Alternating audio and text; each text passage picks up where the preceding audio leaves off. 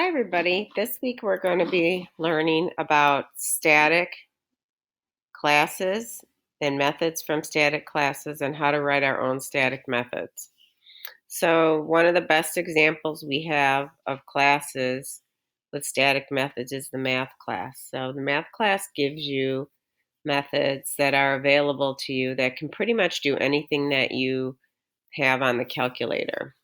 So in this program code, I'm doing an example where, based on user input, I'm going to calculate the number entered squared.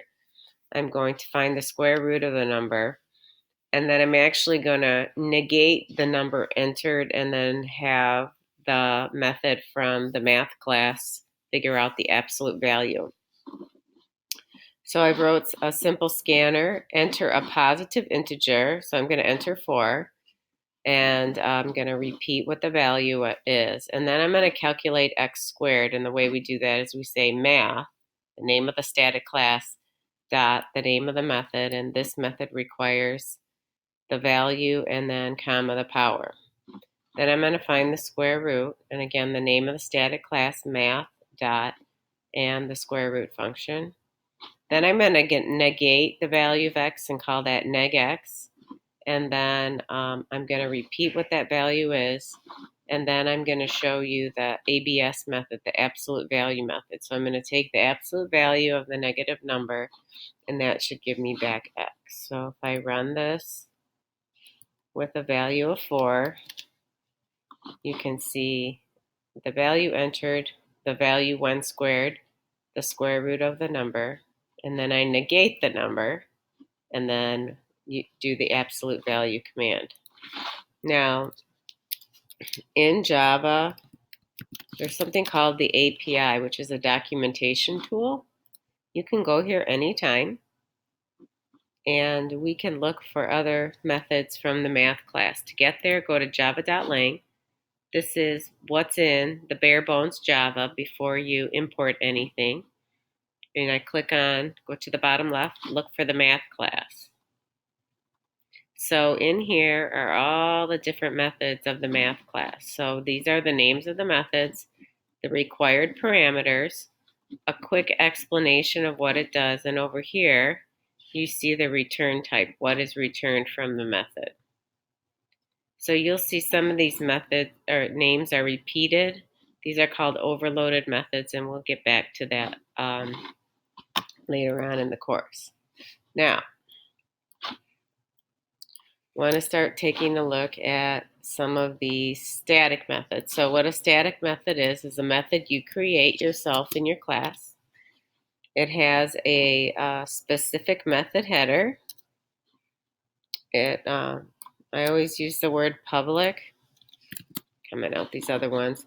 Then you got to have the word static if it's a method you're going to call from within the class. The return type, the name of the method, and any parameters you might need. So the purpose of this method is to find the average of an array of integers. So if I go inside of here, I have a variable sum that I set to 0. I use a for each loop to add all the elements in the array nums to sum, and then I'm going to return sum times 1.0. That converts the average calculation to a double divided by the number of items in the integer array. Now, to call this, I go to my main method, and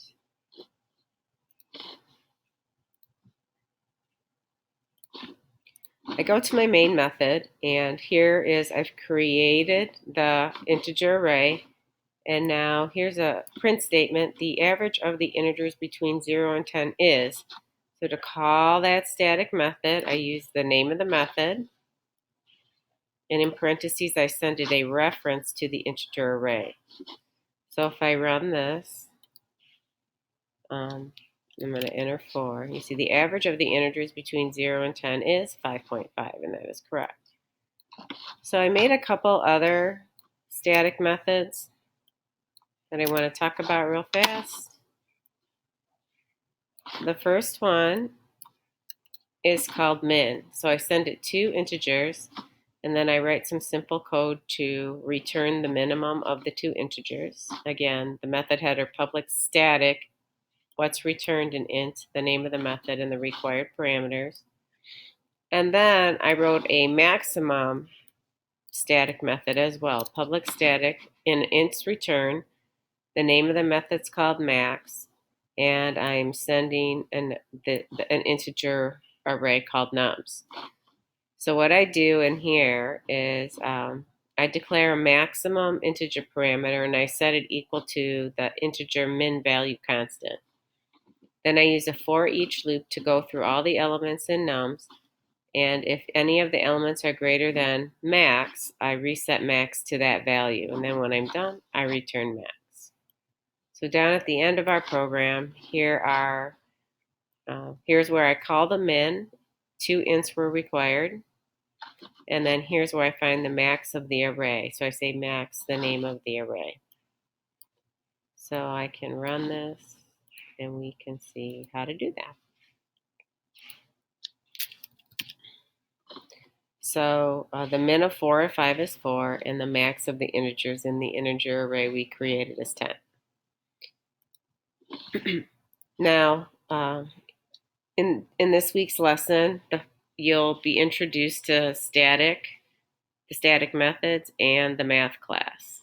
So the program that you're going to have to write revolves around starting with an x value, and then you're going to decrement that x value by a fixed amount until you get to the negative of the x value. So 1. You're going to start with 1. You're going to decrement by 0.1 until you get to negative 1. Then for every x value, you're going to calculate the corresponding y value.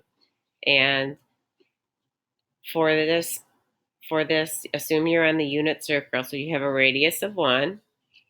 You know your x, you're going to calculate y. So you're going to manipulate this equation and solve for y.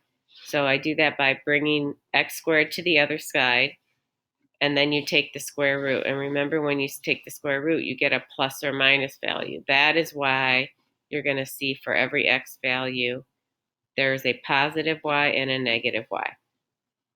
So you'll be doing that. You'll be taking a quiz on static methods. And then now 703 is, you don't turn anything in, but this program that you write is actually used in lesson 7.04. So you have to do it. So there's nothing to submit in this assignment, but this program is needed for assignment 704. You will be calculating surface gravity for every planet.